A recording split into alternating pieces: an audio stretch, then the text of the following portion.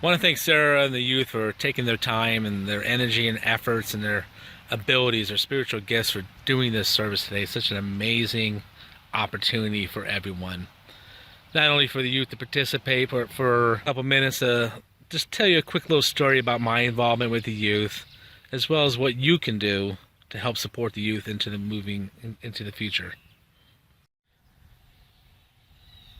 I apologize for the blurriness of this video a little bit at the beginning here, just showing this washed out campfire in my backyard. Reminds me of my first youth trip. When I first came to the church, I shook two people's hands walking through that front door. Never forget it. I can picture it like it was just yesterday. And that was the late Paul Meerdink, and our associate pastor at the time / youth pastor was Pastor Steve Vane. So just to make a long story short, Pastor Steve invited me on a youth trip. I even got to drive his truck. I didn't even know the guy for a couple months, but we went out to Cook's Forest. Well, when we left, it was in the evening, probably Friday evening at the time, and it was rainy and sort of blast, sort of like today. Hence the reason why I'm sort of doing this outside. I wanted to do this outside specifically, just because it reminds me of that trip so much. It was getting ready, and we get to Cook's Forest. It's raining, it's gushing down buckets of rain, and they're thinking, how are we ever going to set up our tents? And we're sitting in the vans and the pickups, and I think we only had a couple vehicles at the time. Of course, we didn't have smartphones at the time, so there wasn't really a lot of messaging and texting going on. It was mainly phone calls back and forth to our Lawson, calling myself and saying, you guys know you're right in the middle of a tornado warning. My first youth trip. There's a lot more to this story. This is like the very quickened version. But my first youth trip, we're out to Cook's Forest. We're sitting in this van and these pickups, and maybe another vehicle, and we're in the middle of a tornado warning. Now, mind you, this is the only weather that's going on in all of Pennsylvania. Is right where we were gonna do our youth outing / canoeing. Youth outing, and I thought it was gonna be shambles. I thought it was gonna be absolutely terrible.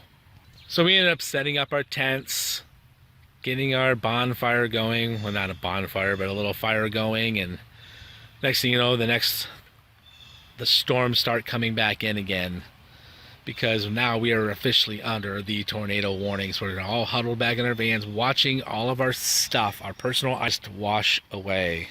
And about a half hour goes by, although it feels like forever when you're sitting in a 15-passenger van or a van. I don't even think we had the 15-passenger van back then.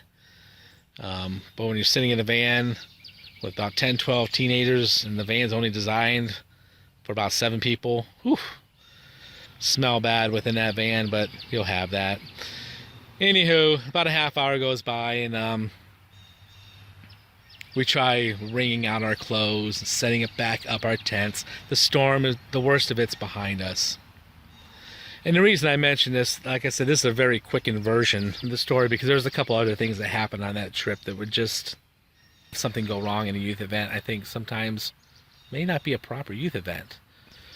You know, the whole H2O, which means him to others, is just a testament of what these teenagers did today, the youth did today, and what they did with this service. They're giving of their times, their energy, and efforts to others. And they appreciate this church. They love this church. They love their youth pastor. And it's just a great commitment on their part, as well as so many commitments on other folks' parts. And of course, if you ever want to give to the youth, if you want to give to the youth program, it's pretty easy. The envelopes in the pews, there's envelopes. You don't even have to use this type of envelope. You can use like the official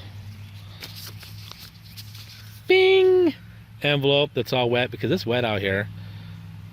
Yeah, I put it over my face. Now I can talk through the envelope. But use an official envelope and just mark on there for the youth program. The youth can always use your prayers. It can always use your abilities to help out with them on a Friday night or what have you. Able to be there. It's always nice to give financially to the youth program.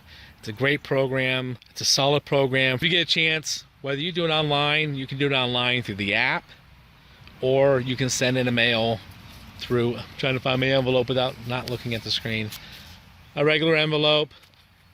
And maybe we should just do the whole program here. Yeah, the envelope's in front of here. Look at that. Put in your check. Let's pause this. Here's my check. I'm going to place it in the envelope.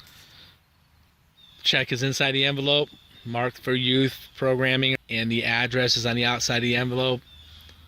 If you want to write out First United Methodist Church, go ahead. I've always written FUMC. 650 Worth Street, Corey, Pennsylvania, 16420, 16407. It's honestly that easy, or you can give to the youth program online. Either way, it's always nice to have that financial support. And again, the youth programming, the church can always use prayers. Regardless of whether you give financially or you give your time, energy, or efforts, they can always use your prayers. So we just ask you to either pray about this, be involved with the youth, or if you can give financially, give financially. You'll never regret it. Thank you for taking the time to watch this, and guys, enjoy your day.